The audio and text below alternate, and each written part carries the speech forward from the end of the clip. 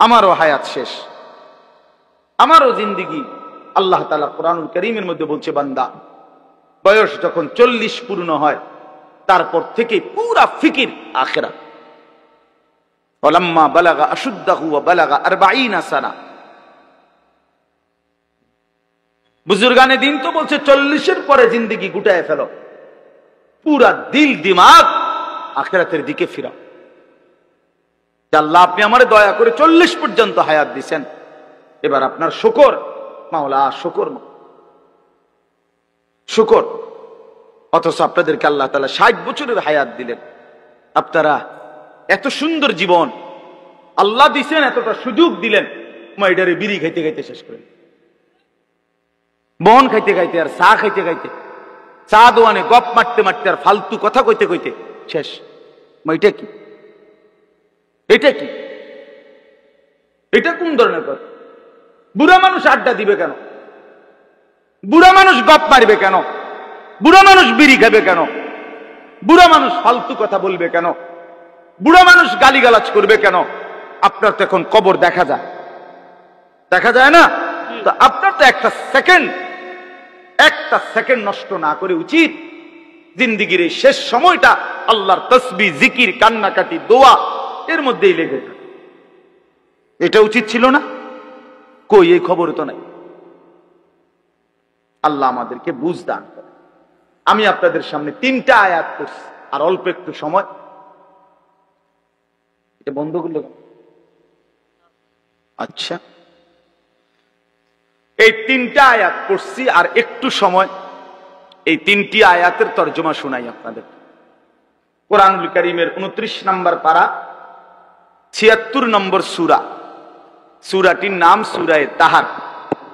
এই সূরার 3টি আয়াত, প্রথম 3টি আয়াত আপনাদের সামনে আমি তেলাওয়াত করেছি।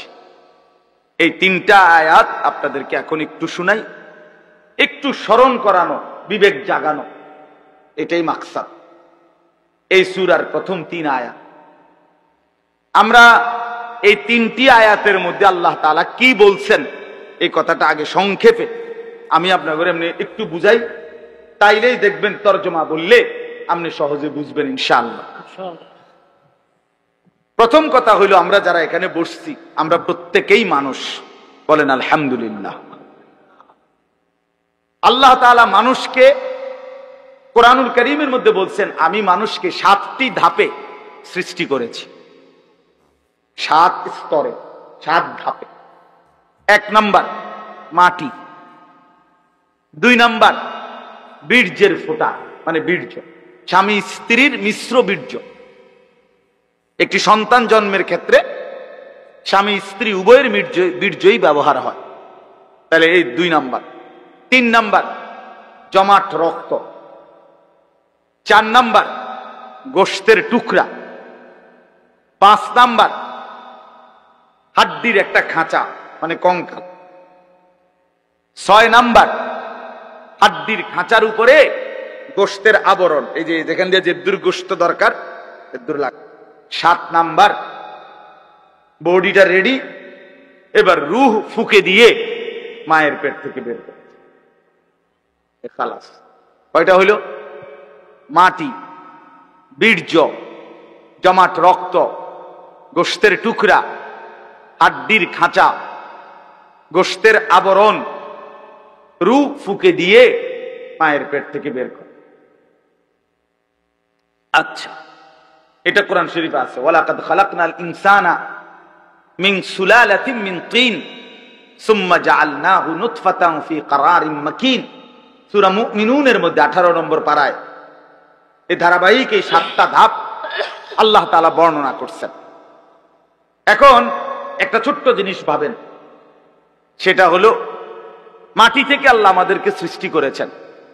এখন এই কোটি কোটি মানুষ, তাদের প্রত্যেকের সৃষ্টির যে উপাদান মাটি, সেই মাটিটা আল্লাহ তাআলা কত হাজার বছর, কত যুগ, কত লম্বা সময় ধরে এই পৃথিবীতে সংরক্ষণ করেছেন, সেটা এক আল্লাহ ছাড়া আর কেউ জানে।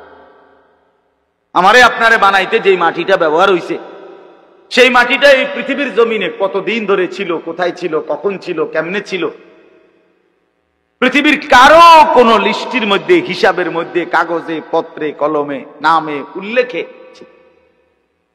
শুধু জানতেন কে? বলেন না। 2 নাম্বার, মাটি থেকে সরাসরি বীর্য না, বরং মাটি থেকে আল্লাহ তাআলা স্বাভাবিকভাবে নির্দিষ্ট পরিমাণ খাবার, আমাদের যে খাবার আমরা খাই, এই মাটি থেকে আল্লাহ তাআলা জমিন থেকে খাবার উৎপাদন করেন। সেই নির্দিষ্ট খাবার থেকে একটি নির্দিষ্ট পরিমাণ খাবার আমার বাবা খাইছে, আল্লাহ খাওয়াইছেন তারে। সেখান থেকে নির্দিষ্ট পরিমাণ বীর্য আমার বাবার পিঠে আল্লাহ তাআলা তৈরি করছেন। অতঃপর একটি নির্দিষ্ট সময়ে বাবা মায়ের মিলনের মাধ্যমে উভয়ের মিশ্র বীর্য মায়ের জরায়ুর মধ্যে আল্লাহ তাআলা একত্রিত করেছেন। সেখান থেকে পরবর্তীতে আরো 9 মাস 10 মাস লাগায়া ধীরে ধীরে ধীরে ধীরে সমস্ত কার্যক্রম সাইরা একদিন আমার এই পৃথিবীর আলো দেখাইছে। এখন আমি কল্পনা করেন, আমরা প্রত্যেকেই 1 মিনিট চিন্তা করি, কতদিন যাবত আমি মাটি ছিলাম, কতদিন যাবত কোন খাদ্যের সাথে আমি মিশেছিলাম, আমার অস্তিত্ব কোন খাবার থেকে আমার বাবার বীর্য হয়েছে, মায়ের সাথে কখন মিলন হয়েছে। নির্দিষ্ট সময়ে মায়ের জরায়ুতে আল্লাহ তাআলা উভয় বীর্যের ফোঁটা একত্রিত করেছেন। এরপরে এই লম্বা সময় লাগাইয়া আবার আমারে ধীরে ধীরে বানাইছেন। এই যে যুগের পর যুগ লম্বা সময়, কখনো মাটি, কখনো খাদ্য, কখনো বীর্য, এইভাবে যে ছিলাম আমরা, আল্লাহ তাআলা বলে, বান্দা তোমরা কি জানো এই লম্বা সময় শুধুমাত্র আমি কেবল জানতাম, পৃথিবীর কোনখানে তোমার কোনো নাম, নিশানা, আলোচনা, বিশ্লেষণ, পর্যালোচনা, তোমারে নিয়ে কারো কোনো আলোচনাই ছিল না। তাহলে এত লম্বা সময় ধরে, এত দীর্ঘকাল থেকে তোমারে আমি আগলাইয়া আজকে আমি মায়ের পেট থেকে তোমারে পৃথিবীর আলো দেখাইলাম, এতদিন পর্যন্ত তোমারে আমি সংরক্ষণ করলাম, তুমি কি একবারও জানতে চাইলা না আমি তোমারে এতদিন লাগাইয়া কেন বানাইলাম,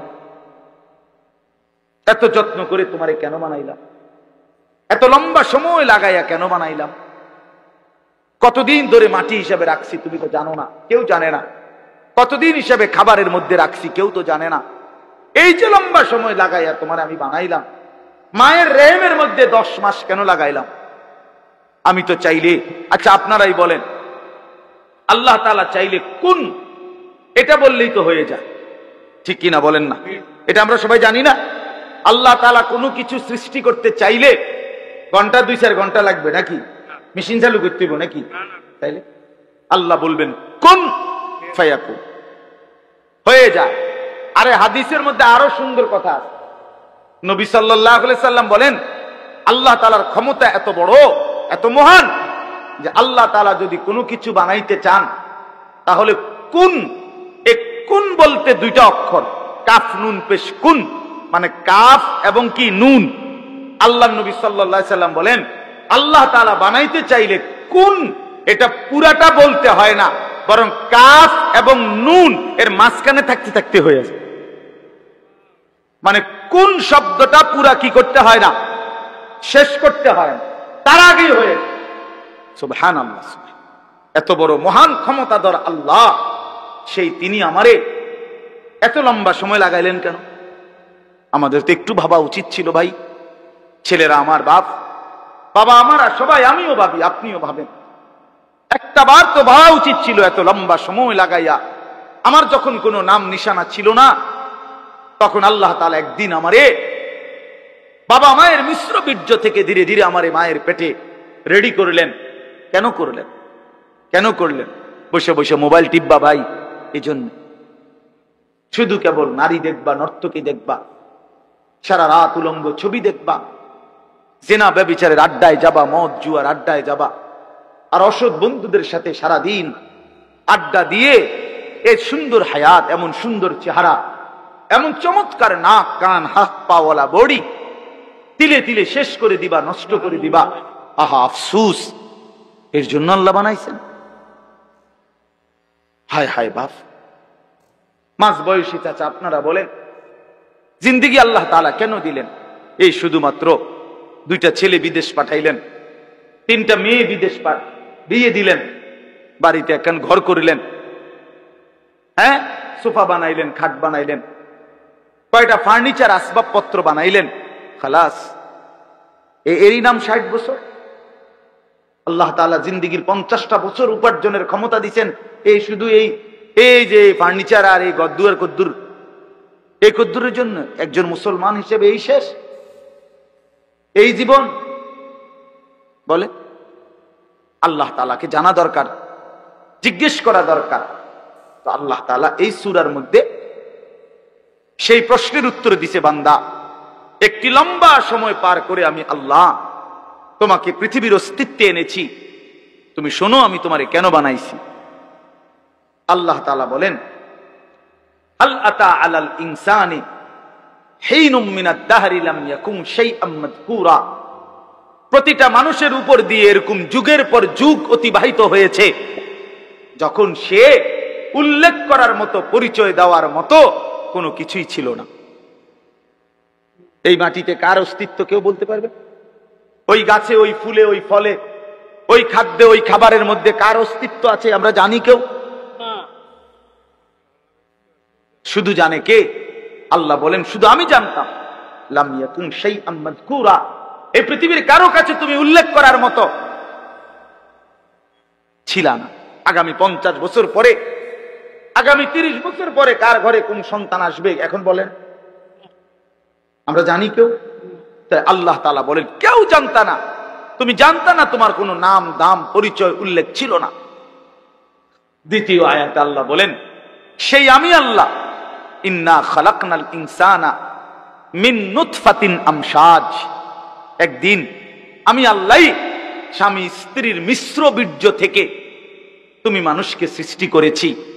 অর্থাৎ যেদিন মায়ের জরায়ুতে গর্ভ হয়েছে, যেদিন মা অনুভব করছে তার পেটে বাচ্চা আসছে, সেদিন কিছুটা আন্দাজ করছে যে হ্যাঁ মা গর্ভবতী, তাও জানতো না ছেলে না মেয়ে। আরো একটা নির্দিষ্ট সময় পরে অনুভব হইছে। তো আল্লাহ তাআলা বলেন, তখনও তো জানতা না কোন দিন নাক লাগাইছি, কোন দিন চোখ লাগাইছি, কোন দিন হাত লাগাইছি। আমি পৃথিবীর কাউরে না জানাইয়া বান্দা বড় বেশি মায়া করে নিজের হাতে যত্ন করে তোমারে বানাইছি। আমি একাই বানাইছি, একাই বানাইছি, অন্ধকারে বানাইছি। তোমার মারে ডিস্টার্ব করি নাই, বাবারে ডিস্টার্ব করি নাই, কেউ রে কোনোদিন কিছু বলি নাই, আমি আল্লাহ একাই বানাইছি। তো এরপর আল্লাহ বলেন কেন বানাইলাম শোনো, নাবতালিহি, আমি আল্লাহ প্রতিটা মানুষকে বানিয়েছি পরীক্ষা করার জন্য।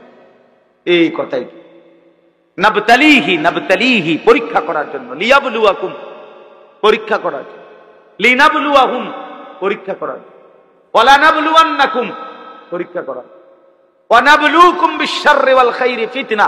এই কথাইটা বিশ্বাস করেন, কোরআন শরীফ আল্লাহ বারবার এই তোমারে পরীক্ষার জন্য, পরীক্ষার জন্য, পরীক্ষার জন্য, পরীক্ষার জন্য, ফাতরামি করার জন্য না, ফাইজলামি করার জন্য না, দুষ্টমি করার জন্য। বান্দা খামখেয়ালি করার জন্য বানাই নাই, আমি একটা পিঁপড়াও বেহুদা বানাই নাই। এত সুন্দর মানুষ তোমারে কেন বেহুদা বানায়? আল্লাহ তাআলা বলেন আমাদেরকে আল্লাহ তাআলা বানিয়েছেন পরীক্ষা করার জন্য। কি করার জন্য বলেন না ভাই? আমার কথা শেষ তো, বলেন কি করার জন্য? আবার বলেন, আবার বলেন, আবার বলেন। এখন প্রশ্ন হলো কি পরীক্ষা? আল্লাহ তাআলা বলেন পরীক্ষা হলো এই, আমি তোমার একটা নির্দিষ্ট হায়াত দিলাম, তাও কদ্দুর আমি জানি, তুমি জানো। শুরুটা যেরকম তুমি জানো না, এখনটাও তোমার কইতাম না। 40 হোক, 50 হোক, 60 হোক, 30 হোক, 80 হোক, 90 হোক, 70 হোক, সেটা জানে শুধু কে? আল্লাহ। আল্লাহ বলেন এই যে নির্দিষ্ট হায়াত দিলাম, এই সময়টা আমি আল্লাহ তাআলা দেখতে চাই। মূলত এটা তোমার স্থায়ী জায়গা না, আমি তোমার জন্য একটা স্থায়ী জায়গা রাখছি আখিরাত। সেখানে গিয়া তুমি কি জান্নাতে যেতে চাও নাকি জাহান্নামে যেতে চাও, এই পরীক্ষার জন্য এই সংক্ষিপ্ত হায়াতটা দিলাম। আমি শুধু দেখতে চাচ্ছি।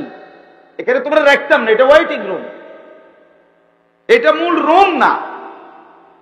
তুমি যেমন একারে বিছনা টিছনা দিয়ে উঠতে লাইছো, আসলে কথা তো এরকম ছিল না, এনে হোতার জায়গা না। তো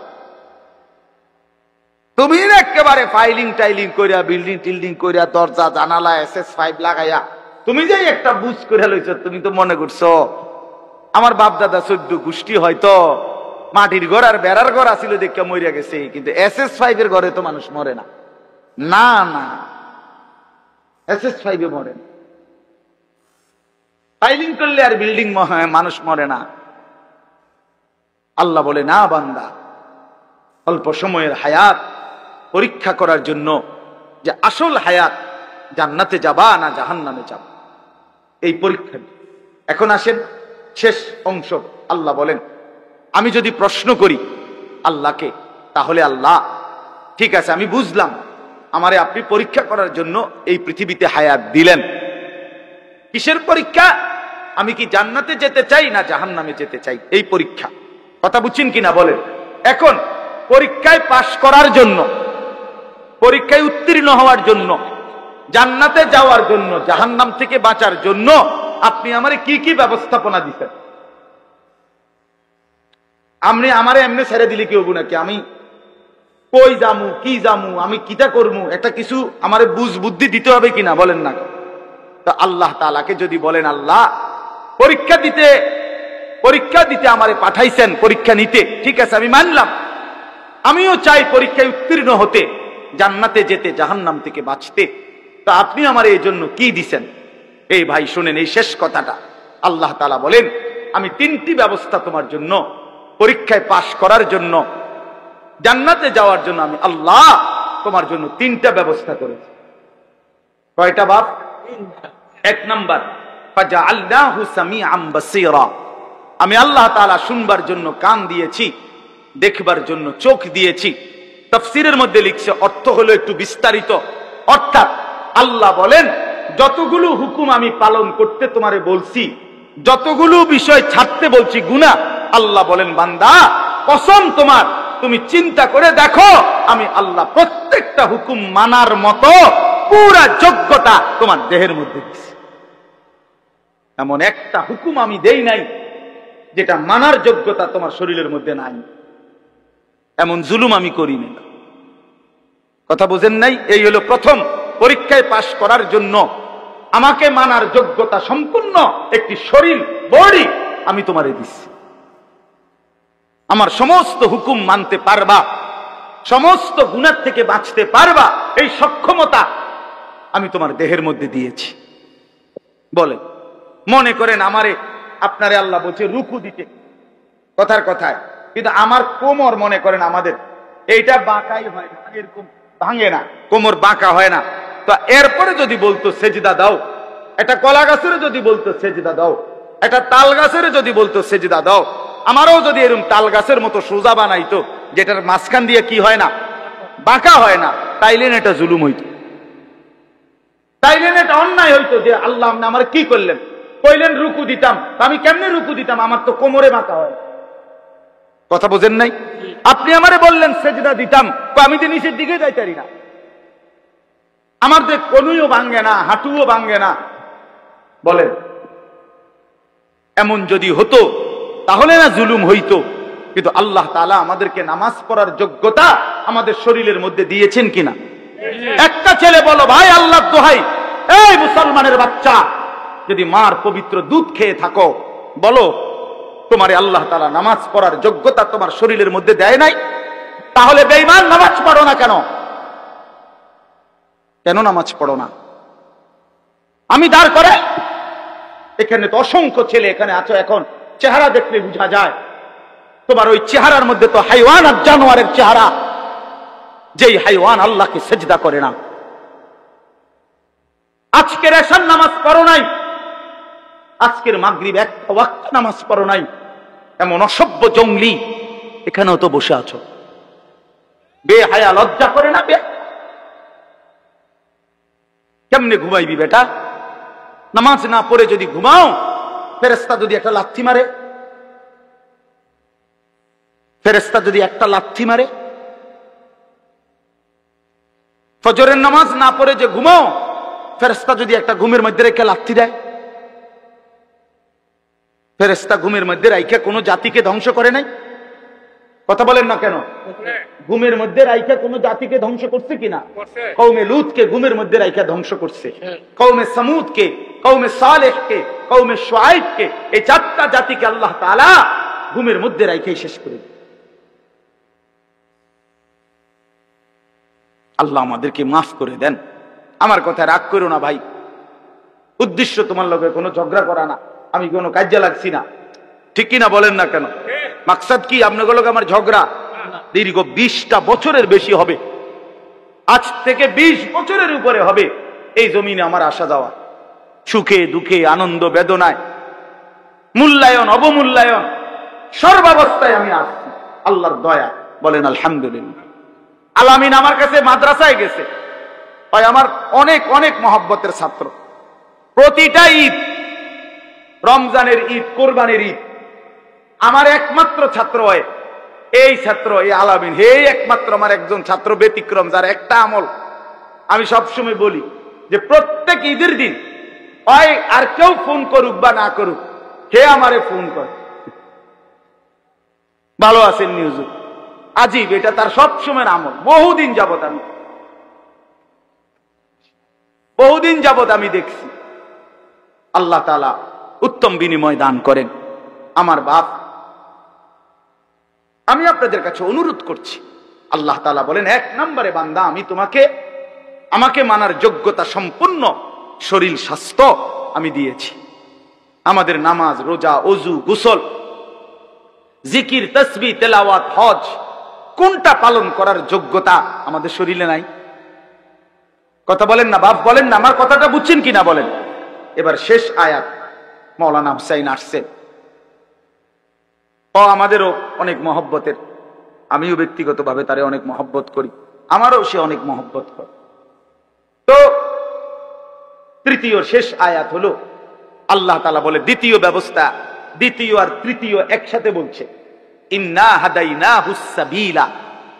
আল্লাহ বলে বান্দা একে তো শরীরের মধ্যে আমারে মানার যোগ্যতা দিছি, দ্বিতীয়ত তোমারে যোগ্যতা দিয়া নিজের হাতে ছেড়ে দেই নাই, বরং আমি এরপরে আরো 2টা ব্যবস্থা করছি। 1 নম্বরে তোমারে বুঝাইয়া বলার জন্য, পরীক্ষায় উত্তীর্ণ হওয়ার জন্য, জান্নাতের রাস্তা পাওয়ার জন্য আমি আল্লাহ যুগে যুগে নবী এবং রাসূল আর নবী রাসূলদের পরবর্তীতে উলামা, আউলিয়া, বুজুর্গ, আল্লাহর প্রিয় বান্দা উলামায়ে কেরাম, আউলিয়ায়ে কেরাম, আমি আল্লাহ যুগে যুগে তোমার কাছে পাঠাইছি তোমারে আল্লাহর রাস্তা, আখিরাতের রাস্তা, জান্নাতের রাস্তা, পরীক্ষায় পাশ করার রাস্তা বুঝায় দাও। বলেন, কোনদিন হুজুর দেখেন নাই, কোনদিন কোন হুজুরের কথা শুনেন নাই, কোনদিন কোন আল্লাহওয়ালা দেখেন নাই, এমন একজন ভাগ্যবান আতু ডানছে? কোনদিন হুজুর দেখেন নাই? কথা বলেন না কেন? ঠিক আছে না? তাহলে আল্লাহ তাআলা বলেন পৃথিবীতে ঘূর্ণিঝড় হোক আর দুর্ভিক্ষ হোক, মহামারী হোক আর টর্নেডো হোক, সাইক্লোন হোক, হুজুর নাই পৃথিবীতে, এমন সময়টা কখন গেছে? চাচা আমনে কোন, আমনে ছোট থাকতে, আমনের বয়সটা একটু বেশি, আমনে কোন, কেউ এক গ্রামের সন্তান, হুজুর এক গ্রামের সন্তান, তাহলে স্থানীয় না দূরের এটা কোনো কথা না, প্রধান বক্তা না বিশেষ বক্তা এগুলো কোনো কথা না, সকালে বলছে না আসরের পরে বলছে এটাগুলো কোনো কথা। রাত 10টা বাজে ওয়াজ করলে উনি প্রধান বক্তা, আর আসরের পরে বয়ান করলে উনি সামান্য বক্তা, এই সিদ্ধান্ত কে দিল? বলো, কথা কও, এটা কেমনে ফয়সালা হইল? মাগরিবের পরে ওয়াজ করলে উনি বিশেষ বক্তা, তো নবী সাল্লাল্লাহু আলাইহি সাল্লাম কোনদিন মাগরিবের পরে বয়ান করে নাই, কথা বলেন না, ফজরের পরে বলে নাই, তো কাজে এটা কোনো বিষয়, এগুলো ধোঁকা। এই প্রধান বক্তা, বিশেষ বক্তা, অল্প বক্তা, সামান্য বক্তা, সাংঘাতিক বক্তা, ভয়ঙ্কর বক্তা, সিরিয়াস বক্তা, উড়াদুরা বক্তা, এগুলো ধোঁকা। বরং আল্লাহর কথা যিনি বলেন, যখনই বলেন তিনিই দামি। আপনার এলাকার হুজুর বললেও দামি, দূরের হুজুর বললেও কি, আপনার মসজিদের ইমাম বললেও দামি, অন্য মসজিদের হুজুর বললেও দামি। এই জন্য এটা গুরুত্বপূর্ণ। এটা যদি আপনি দিলে বসান তাহলে মাখলুক থেকে নজর সরবে। ব্যক্তির মোহর কোনো বিষয় না, জনপ্রিয়তা কোনো বিষয় না, আল্লাহর ইচ্ছা। আল্লাহ কখনো কাউকে 1000 মানুষের জন্য কবুল করে, কেউ 100 জনের সামনে বলে, কেউ একজনের সামনে বলে, এতে কোনো অসুবিধা নেই। কথা বলেন না কেন? কোনো অসুবিধা নেই। আমার জিন্দিগির 20 বছর, তা আমরাও তো একসময় 10 জন 5 জন মানুষের সামনে কথা বলছি, তো কি হয়েছে এতে? কি হয়েছে কি? এই জন্য ভাই বাবা, প্রত্যেকের দিল থেকে মাখলুকের খেয়াল সরাবে যে আমার আল্লাহর কথা হচ্ছে, কে বলতেছে হাবশি গোলাম না কালো গোলাম, এটা দেখার বিষয় না। আমার মালিকের কালাম। কার কালাম? আমার আল্লাহর কথা, আমার রসুলের কথা। এরপরে আর কি? এরপরে আর কি? এই জন্য ইনশাআল্লাহ উলামায়ে কেরামের কথাগুলো সব সময় মনোযোগ দিয়ে শুনলে ভাই বরকত হবে। ধীরে ধীরে বদলাবে, ধীরে ধীরে বদলাবে। মুসলমানের ছেলেরা, বাবারা, একটা মিনিট বাপ আমার, এই যে কয়জন বসছো ভাই, ভাইবা দেখো, 365 দিনে এক বছর কোনদিন যে ফজরের নামাজ পড়লা না, তোমার এটা কেমন জিন্দিগি বাপ? কি পরিমাণ আল্লাহকে ভুলে গেছো? তোমার উপরে খোদার কি পরিমাণ লানত পড়ছে, অভিশাপ পড়ছে। এক বছরে কোনদিন ফজরের নামাজ পড়লো না। বাবা জীবিত, মা জীবিত, মুসলমান, বাপ মার ঘরে ঘুমায়, অথচ কত বড় জানোয়ার এটা! এটা তো আস্তা জানোয়ার, এটা তো মানুষের বাচ্চা না, এটা তো আস্তা জানোয়ার। এটা তো একটা চতুষ্পদ জানোয়ার ছাড়ার কিচ্ছু না, জন্তু ছাড়ার কিছু না। মুসলমানের বাচ্চা কেমনে এতদিন আল্লাহকে ভুলে থাকে? 30 বছর মানুষের মিথ্যা বলে, একজন মুসলমান বুঝি 30 বছর সুদ খায়। কি বলেন? বলে 30 বছর আপনার ঘরে নাচ গান চলবে, প্রতিদিন নর্তকী নাচবে, টেলিভিশন নাটক সিনেমা চলবে। আহা, আখিরাতের কথা কোনোদিন মনে পড়বে না? কোনোদিন কি বলবেন না যে এগুলা গুনাহ? 30 বছর লাগাতার মিথ্যা বলবেন, গালি দিবেন, ওজনে কম দিবেন, এ কেমন জিন্দিগি বাবা? 60 বছর বয়স, এখনো বিড়ি সিগারেট খান, কতদিন পরে মনে পড়বে কবর? 60 বছর বয়সও কথায় কথায় গালি দেন, কত বছর পরে মনে পড়বে কবর? 60 বছর বয়সও চা দোকানে বসে বসে রঙিন টেলিভিশনে নর্তকীর নাচ দেখেন, তাহলে আরো কত বছর পরে মনে পড়বে আপনি মরবেন? ইনসাফের কথা কোন, বিচারের কথা কোন? এখনো মরার সময় হয় নাই, এখনো ফল পাকে নাই, এখনো হায়াত শেষ হয় নাই। দুনিয়া আরো ভোগ করবেন, কবরে যাইবেন না তাইলে? আপনি তাইলে মরবেন না চাচা? আহা বাপ, কেমনে ভুলে গেল? আলাম ইয়ানি লিল্লাযীনা আমানু আন তাখশা কুলুবুহুম লিযিকরিল্লাহ।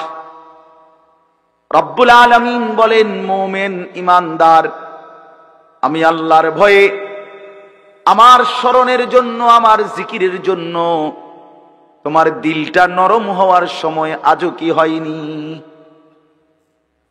আলাম ইয়ানি, আজও কি হয়নি বান্দা?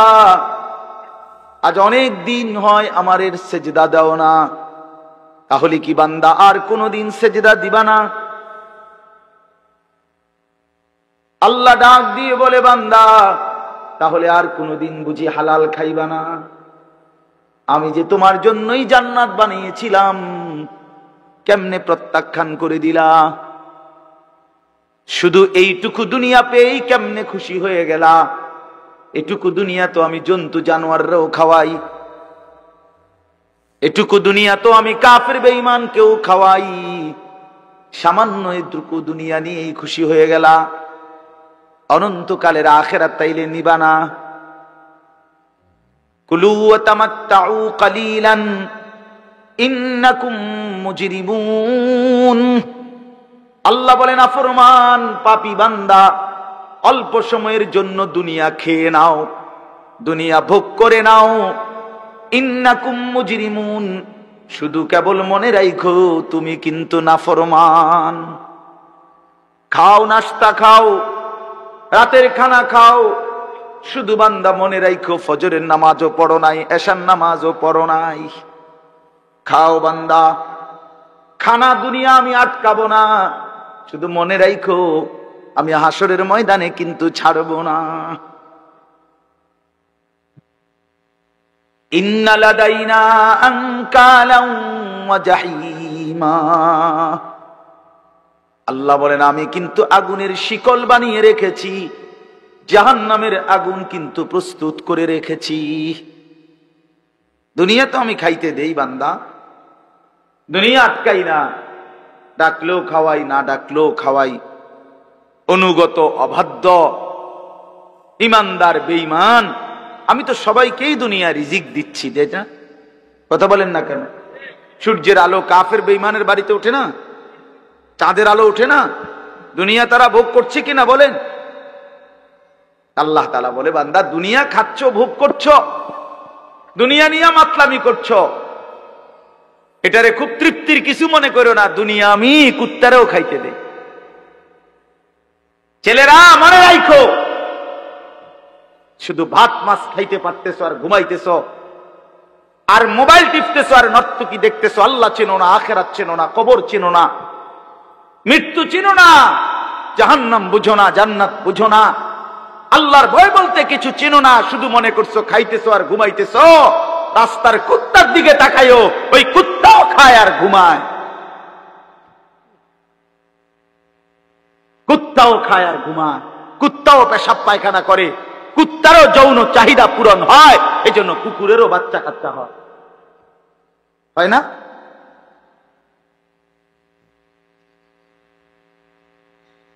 আল্লাহকে কেন ভুলে যাব আমরা? মালিক কেন ভুলে যাব? বানানে ওয়ালা ভুলে যায় কিভাবে? একটা সেজদা দিতে মন চায় না, এক ওয়াক্ত নামাজ পড়তে মন চায় না। তুই কোন মানুষের বাচ্চা? তোরে জন্ম দিছে কয়ে? তুই মায়ের পবিত্র দুধের 2 বছর মায়ের পবিত্র দুধের অপমান করলি না ফরমান।